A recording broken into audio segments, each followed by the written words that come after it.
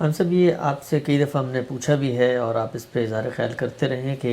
یہ جو عدت ہے اس کی جو بنیادی وجہ ہے، جو ریزن ہے اس کو پیچھے، اس حکم کی جو علت ہے وہ تو اصل میں استبراء رحم میں یہ واضح ہو جائے کہ خاتون کے پیٹ میں بچے کا امکان نہیں ہے، تاکہ کل کوئی شبہ اندیشہ پیدا نہ ہو۔ سوال یہ پوچھا گیا ہے کہ جو دین اور شریعت کے اس حکم کا بنیادی جو علت متعین کی گئی ہے، اس کے بارے میں کیا یہ نہیں کہا جا سکتا کہ عدت میں صرف یہ علت پیش نظر نہیں ہے، بلکہ وہ جو مدت وہاں گزرے گی طلاق کے بعد، اس میں شوہر کے ساتھ کوئی رفاقت، میل جول اور اس ساتھ رہنے کے نتیجے میں شاید کوئی دوبارہ رشتہ جڑنے کا امکان پیدا ہو، تو یہ کہنا کہ محض یہی علت ہے اور وہ اس میں شامل نہیں ہے، تو یہ حکم کی منشا کے برخلاف نہیں نظر آتا؟ ہاں، میں نے تو جتنا قرآن مجید پر غور کیا ہے اور دلائل کے ساتھ اس کو بیان بھی کر دیا ہے، قرآن سے ایسی بات نہیں معلوم ہوتی۔ یہ بالکل واضح ہو جاتا ہے کہ اصل چیز یہی ہے، اصل چیز عدت میں استبراء رحم ہے۔ باقی یہ ہے کہ جس وقت اللہ تعالیٰ کوئی حکم دیتے ہیں تو اس کے کچھ ضمنی فوائد بھی ہوتے ہیں۔ یعنی اصل چیز کیا ہے، کس چیز کو پیش نظر رکھ کر یہ بات کہی گئی ہے۔ چنانچہ اس میں دیکھ لیجئے کہ جس وقت وضع عمل ہو جاتا ہے 3 دن کے بعد ہو جائے تو عدت ختم ہو جاتی ہے۔ جب میاں بیوی کے درمیان ملاقات نہیں ہوئی ہوتی تو اللہ تعالیٰ کہتے ہیں کہ کوئی عدت ہی نہیں ہے۔ جب ارتیاب نہیں ہوتا، یعنی کوئی شبہ نہیں ہے، ان ارتبتم کے الفاظ ہیں نا سورہ طلاق میں، تب بھی کوئی عدت نہیں ہوتی۔ تو اس کے صاف معنی یہ ہے کہ وہ دوسری چیز فائدہ ہے۔ یعنی اللہ نے آپ کو ایک حکم دیا، یہ بالکل ایسے ہی ہے، میں مثال دے کے سمجھانے کے لیے عرض کر رہا ہوں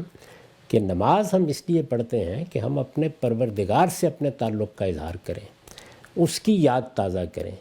اس سے اپنے دل کو، اپنے دماغ کو، اپنے اعضاء کو، اپنے جوارے کو اس طرح متعلق کریں کہ اس کی عظمت کا اظہار ہو۔ اور اس کے لیے قرآن مجید نے اقم الصلاۃ علی ذکری کی تعبیر اختیار کی ہے، لیکن اس کے کچھ فوائد بھی ہوتے ہیں۔ وہ فوائد بعض اوقات اخلاقی بھی ہوتے ہیں، جیسے قرآن نے خود ایک فائدہ بیان کیا کہ ان الصلاۃ تنہی عن الفحشاء والمنکر۔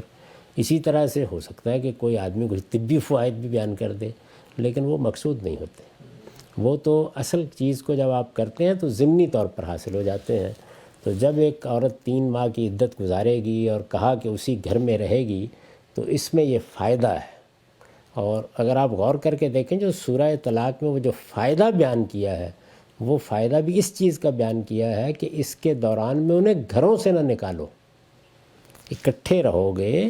تو ہو سکتا ہے کہ لعل اللہ یحدث بعد ذلک امرا، اللہ تعالیٰ اس میں کوئی اور خیر یا خوبی کی بات پیدا کر دے۔ تو یہ فائدہ بیان کیا ہے، علت یہ نہیں ہے، علت وہی ہے۔ اور وہ جگہ جگہ قرآن مجید نے واضح کر دیا ہے۔ ورنہ آپ خود بتائیے کہ اگر اولاد ہو گئی ہے مثال کے طور پر،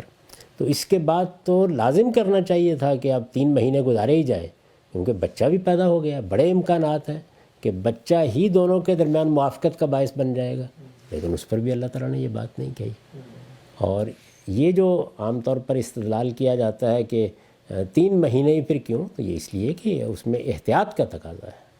یعنی یہ بات ایک ایام آ جانے سے بھی واضح ہو جاتی ہے، لیکن ایسا ہوتا ہے بعض اوقات کہ اس میں شبہ کا امکان رہتا ہے، تو اللہ تعالیٰ نے اس کو 3 مہینے تک پھیلا دیا۔ میں عرض کر چکا ہوں، اپنی کتاب میں لکھا بھی ہے کہ بیوہ کی عدت 4 مہینے 10 دن اس لیے ہے کہ کچھ پتہ نہیں ہوتا آدمی کب دنیا سے رخصت ہوگا، تو اس میں اور زیادہ احتیاط کا تقاضا ہے۔